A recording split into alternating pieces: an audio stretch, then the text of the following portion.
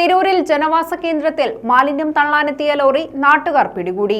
സംഭവം കാക്കടവിൽ ഇന്നലെ രാത്രി. ലോറി ഉപേക്ഷിച്ച ഡ്രൈവർ രക്ഷപ്പെട്ടു. മാലിന്യം കൊണ്ടുവന്നത് ശുദ്ധജലം വിതരണം ചെയ്യേണ്ട ടാങ്ക് ഘടിപ്പിച്ച ലോറി.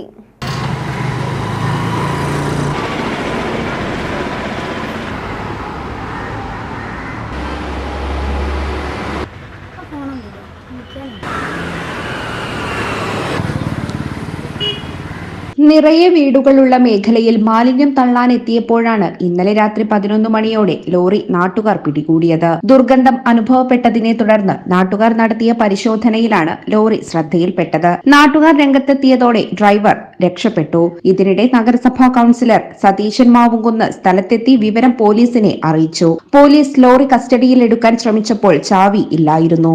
തുടർന്ന് ലോറി ഉടമയെ സ്ഥലത്ത് വരുത്തി. സംഭവവുമായി തനിക്ക് ബന്ധമില്ലെന്നായിരുന്നു ഉടമയുടെ നിലപാട്.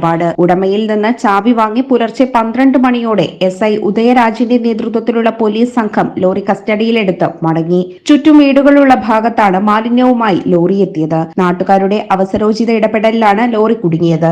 വെള്ള നിറത്തിലുള്ള ടാങ്കിലാണ് മാലിന്യം കൊണ്ടുവന്നിരുന്നത്.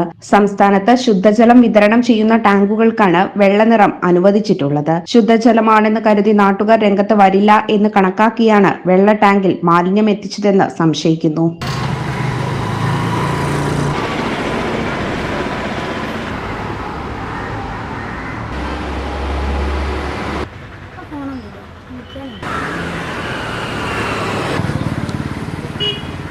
Editor live, Tirur.